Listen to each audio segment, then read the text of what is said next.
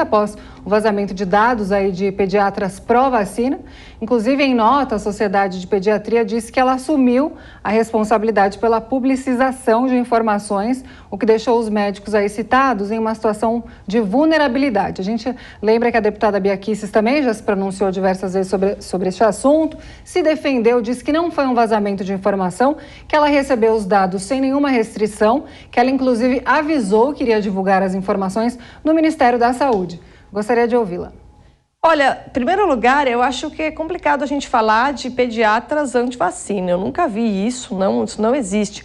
O que a gente tem, tanto não existe, né, que o esquema de vacinação obrigatória no Brasil, ele é bom, ele é suficiente, e os pediatras, eles costumam indicar, às vezes, complemento, mas nunca, jamais indicarem que os pais não vacinem seus filhos. No Brasil, esse movimento anti-vax, que se diz, né, o movimento anti-vacina, é algo muito fraco, é algo que não pegou aqui. Em alguns outros países, a gente realmente vê um movimento anti-vacina, baseado nessas ideias de que vacina causa autismo e coisas do gênero, tá? No Brasil, isso não existe.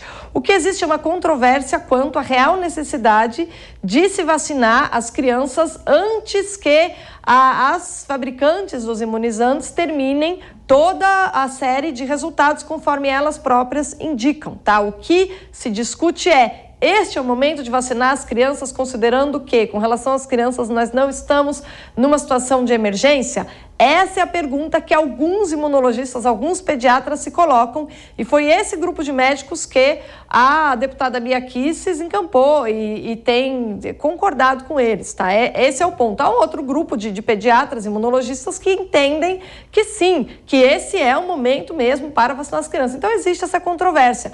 Quanto ao vazamento de dados, eu acho que a resposta dela foi suficiente, né? Existe um outro ponto também. Como hoje todas as nossas informações são públicas na internet, né? Muitas vezes a gente recebe e-mail ou recados no nosso telefone de pessoas que a gente nunca viu. Porque as pessoas, às vezes, quando somos pessoas públicas, digitam o nosso nome nas redes e têm acesso a telefone, a e-mail, etc. Então, talvez o descuido da deputada, bom, ela disse que ela avisou que ela divulgaria, mas o descuido talvez se deveu justamente ao fato de que hoje já não há privacidade, né? De qualquer maneira, se isso foi feito sem o aviso, ela diz que ela avisou, mas se isso foi feito sem o aviso, foi um erro que se deveu aí a essa imprudência. Mas eu, pela primeira vez, assim, agora eu estou ouvindo uma explicação dela que me parece coerente, né? Se ela avisou os médicos, eu não entendo muito por que essa coisa vai ser levada adiante, né? Eu acho mais importante a gente se perguntar por que a gente tem um problema e entender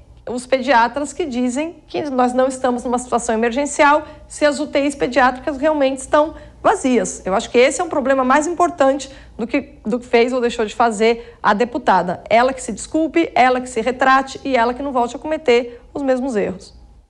Diogo, além dessa denúncia que foi feita no Ministério Público, a Sociedade Brasileira de Pediatria também pediu ao Conselho de Ética da Câmara a instauração de um inquérito ali para apurar justamente a conduta da deputada. Na sua avaliação, houve quebra do decoro parlamentar?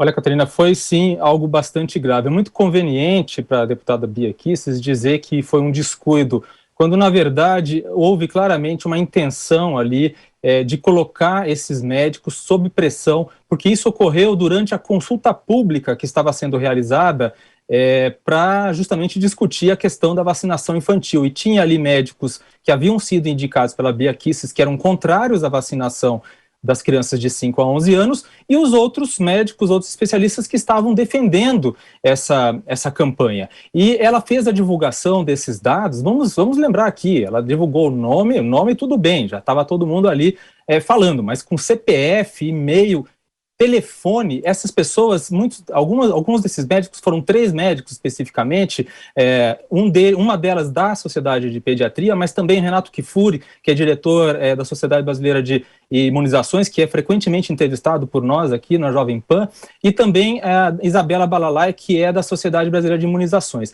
Então, esses médicos já começaram, o próprio Kifuri relata isso, começou a receber ameaças já enquanto estava na consulta pública, fazendo a sua defesa da imunização infantil. Então, foi sim grave o que a deputada Bia Kicis fez e é preciso ter uma resposta à altura.